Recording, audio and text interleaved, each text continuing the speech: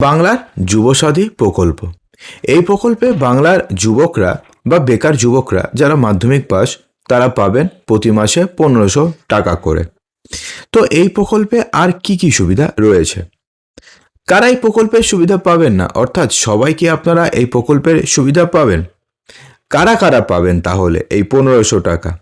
এই প্রকল্প তো হয়েছে, এই প্রকল্পে আপনি আবেদনটা করবেন কিভাবে? কবে থেকে এই প্রকল্পের জন্য আপনি আবেদন করতে পারবেন? এখন ব্যাপারটি হচ্ছে, মুখ্যমন্ত্রী মমতা ব্যানার্জি বলেছেন যে 5 বছর পর্যন্ত আপনি টাকা পাবেন। তো সেক্ষেত্রে যদি 5 বছর পার হয়ে যায় তাহলে কি আপনি টাকা পাবেন না? অনেক প্রশ্ন রয়েছে নিশ্চয়ই আপনাদের মনে। তাহলে সেই সমস্ত প্রশ্নের উত্তর এই ভিডিওতে আপনি পেয়ে যাবেন। সেজন্য ভিডিওটিকে 1 সেকেন্ডও স্কিপ না করে সম্পূর্ণ দেখতে থাকুন। দেখুন, মুখ্যমন্ত্রী মমতা ব্যানার্জি এবারের বাজেটে বাংলার যুবসাথী প্রকল্প চালু করেছে। এই প্রকল্পের মূল লক্ষ্য হচ্ছে বাংলার যুবক যারা মাধ্যমিক পাস করেছে, যাদের বয়স হচ্ছে 21 বছর থেকে 40 বছরের মধ্যে, তাদের প্রতি মাসে 1500 টাকার আর্থিক সহায়তা প্রদান করা এবং এই আর্থিক সহায়তা 5 বছর পর্যন্ত প্রদান করা। অর্থাৎ ধরুন এবার 2026 সালে আপনি 5,000 টাকা 1500 টাকার জন্য আপনি অ্যাপ্লিকেবল হলেন বা আপনি যুবসাথী প্রকল্পে টাকা পাওয়া শুরু করলেন। তাহলে 26 থেকে 5 বছর অর্থাৎ 2031 পর্যন্ত আপনি কন্টিনিউয়াস টাকা পেতে থাকবেন। তারপরে 31-এর পরে কী হবে সেটা পরের ব্যাপার, কিন্তু আপনি একটানা 5 বছর 1500 টাকা করে পেতে থাকবেন। তো এই প্রকল্পে আপনি আর কি সুবিধা পাবেন? এই প্রকল্পে শুধুমাত্র এই সুবিধাই রয়েছে যে আপনার বয়স যদি 21 বছর থেকে 40 বছরের মধ্যে হয় এবং আপনি যদি মাধ্যমিক পাস করে থাকেন তাহলে প্রতি মাসে আপনি 1500 টাকা করে পাবেন। ঠিক আছে, টাকা আপনি কোথায় পাবেন? টাকা আপনি ব্যাংকেই পাবেন, যেমন লক্ষ্মীর ভাণ্ডারে টাকা আসে সেরকমভাবে টাকা আসবে। কারা এই প্রকল্পের সুবিধা পাবেন না? দেখুন, আপনি যদি রাজ্য সরকারের অন্য কোনো স্কিমের সুবিধা পেয়ে থাকেন, যেমন ধরুন আপনি কৃষক বন্ধুর টাকা পাচ্ছেন বা ধরুন 100 দিনের কাজের টাকা পাচ্ছেন, তো এই সমস্ত কিছু টাকা যদি আপনি পেয়ে থাকেন তাহলে সেক্ষেত্রে বাংলার যুবসাথী প্রকল্পের জন্য আপনি অ্যাপ্লিকেবল নন, আপনি টাকা পাবেন না। এছাড়া যদি আপনি কোনো স্কলারশিপ পেয়ে থাকেন তাহলে কিন্তু আপনি এই প্রকল্পের জন্য আবেদন করতে পারবেন, যদি আপনার মাধ্যমিক পাস হয়ে থাকে এবং যদি আপনার বয়স 21 বছর থেকে 40 বছর পর্যন্ত হয়ে থাকে।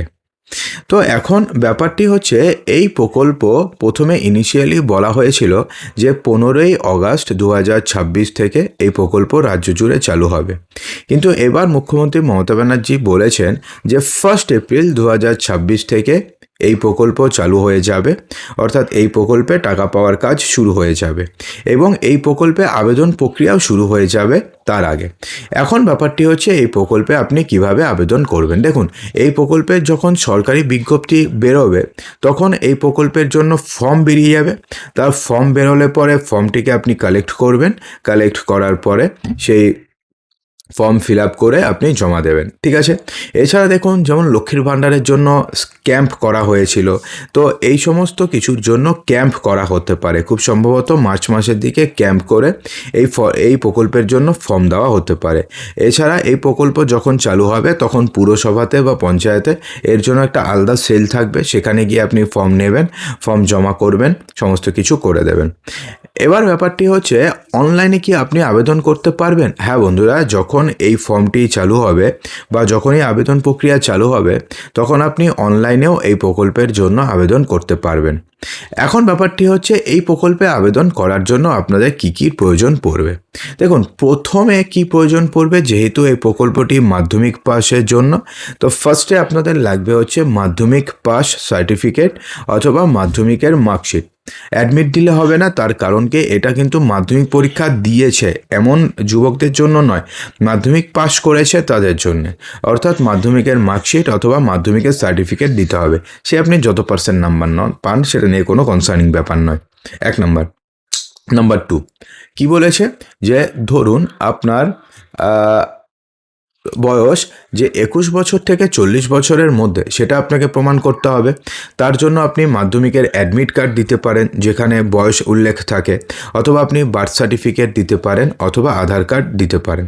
এটা হচ্ছে 2 নম্বর, অর্থাৎ এটা হচ্ছে এরপরে এই ডকুমেন্টস লাগবে। এরপরে কি প্রমাণ করতে হবে? আপনি যে পশ্চিমবঙ্গের বাসিন্দা সেটা প্রমাণ করতে হবে, তার জন্য আধার কার্ড থাকলে হবে, অথবা আপনি একটা ডোমিসাইল সার্টিফিকেট দিতে পারেন, হলো।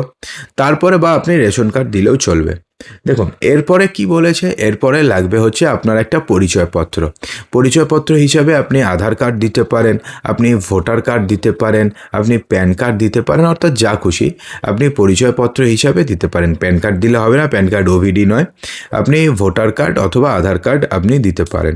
তো এই ডকুমেন্টসগুলো লাগবে যদি আপনি এই প্রকল্পের জন্য আপনি আবেদন করতে চান। তো এখন ব্যাপারটি হচ্ছে, ধরুন আপনি 5 বছর টাকা পেলেন, তো 5 বছর পরে কি হবে? দেখুন 5 বছর পরে কি হবে সেটা মুখ্যমন্ত্রী বলেননি, শুধুমাত্র বলেছেন যে একজন ব্যক্তি বা একজন বেকার সর্বাধিক 5 বছরের জন্য 1500 টাকা পেতে পারে। অর্থাৎ সেক্ষেত্রে 2026 থেকে 2026-এর এপ্রিল মাস থেকে টাকা পাওয়া শুরু হলো 1500 টাকা। আপনি 2031 সালের 31শে মার্চ পর্যন্ত আপনি এই টাকাটি পাবেন। তারপরে যদি ডেট এক্সটেন্ড করে দেওয়া হয় তো সেক্ষেত্রে করে দেওয়া হবে, সেটা পরের ব্যাপার। কিন্তু এখনও পর্যন্ত যেটা বলা হচ্ছে যে আপনি 2031 সালের 31শে মার্চ পর্যন্ত আপনি এই টাকা পেতে থাকবেন। তো আশা করব যে ভিডিওটিতে আপনাদের সমস্ত কিছু বোঝাতে পেরেছি। এরপরে যদি আপনাদের মনে কোনো কোশ্চেন থাকে অবশ্যই ভিডিওর কমেন্ট বক্সে জানাবেন, তাহলে প্রত্যেকটি কোশ্চেনের উত্তর দেওয়ার আমরা চেষ্টা করব। তো অসংখ্য ধন্যবাদ ভিডিওটি সম্পূর্ণ দেখার জন্য।